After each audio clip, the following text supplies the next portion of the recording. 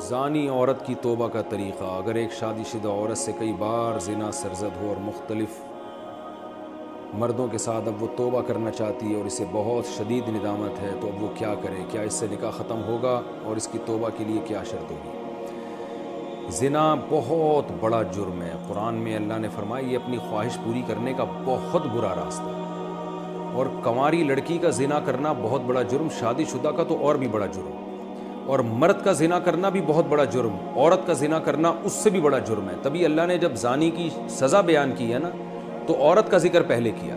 قرآن ہر چیز میں مرد کو پہلے ذکر کرتا ہے، عورت کا بعد میں۔ چور کا ہاتھ کاٹنے کی باری آئی تو اللہ نے فرمایا چور مرد کا بھی ہاتھ کاٹو اور چور عورت کا بھی ہاتھ کاٹو۔ یہاں مرد کا ذکر پہلے، عورت کا بعد میں۔ لیکن زنا کی جہاں بات آئی، اللہ نے فرمایا زانیۃ والزانی فجلدوا کل واحد منہما مئۃ جلدہ۔ زنا کرنے والی عورت کو بھی 100 کوڑے مارو اور مرد کو بھی۔ تو یہاں عورت کا ذکر پہلے اس لیے کیا کہ عورت میں زنا کی رغبت کم ہوتی ہے اور اس میں حیا بھی ہوتی ہے، اس کے باوجود اس کا زنا کرنا یہ بہت بڑا جرم ہے۔ مرد کا بھی زنا کرنا بہت بڑا جرم ہے، سزا اللہ نے دونوں کی ایک رکھی ہے، لیکن حقیقت میں یہ فرق ہے ان میں، یعنی عملی طور پر دونوں کی جرم میں فرق ہے۔ اب سزا اللہ نے ایک کیوں رکھی ہے؟ اللہ کی حکمتیں اللہ بہتر جانتا ہے۔ تو شادی شدہ عورت اگر زنا کرے تو یہ اتنا بدبودار جرم ہے کہ قرآن کہتا ہے کہ اگر یہ ثابت ہو جائے گواہوں سے اور اقرار سے ایک مخصوص طریقے سے، تو ان کو زمین میں گاڑ کے پتھروں سے ہلاک کر دو۔ اس لیے بھائی اگر کسی عورت سے بھی یہ جرم ہوا ہے یا مرد سے، تو یہ بہت بڑا جرم ہے، ہلکا نہیں ہے۔ اب اسلامی حکومت نہیں ہے، لہذا اللہ نے پردہ ڈالا ہوا ہے اگر جرم کے اوپر، تو اب سزا تو جاری نہیں ہوگی رجم والی، اور وہ اپنے اوپر خود سے جا کے جاری کروانا بھی کوئی شریعت میں اچھا کام نہیں ہے۔ اب یہ ہے کہ چھپ کے گڑ گڑا کے اللہ سے بہت زیادہ توبہ کرے۔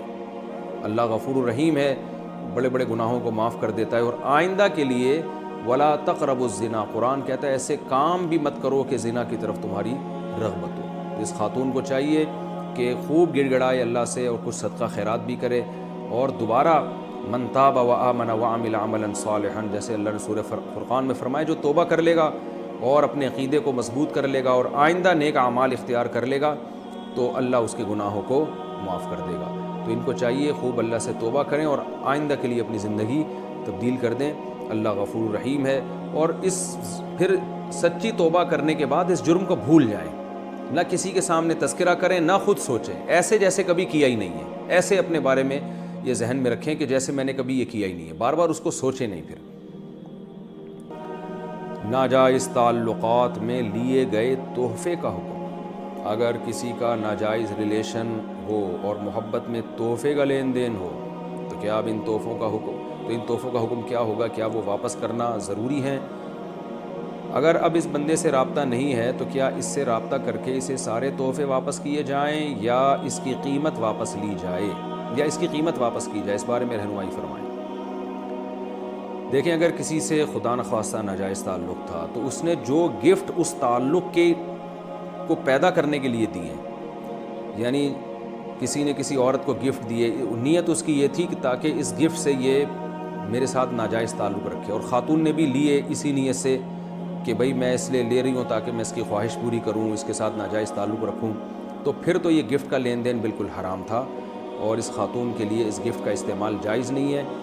اس کو صدقہ کر دیں وہ، یا اس گفٹ کو یا اس کی قیمت کو۔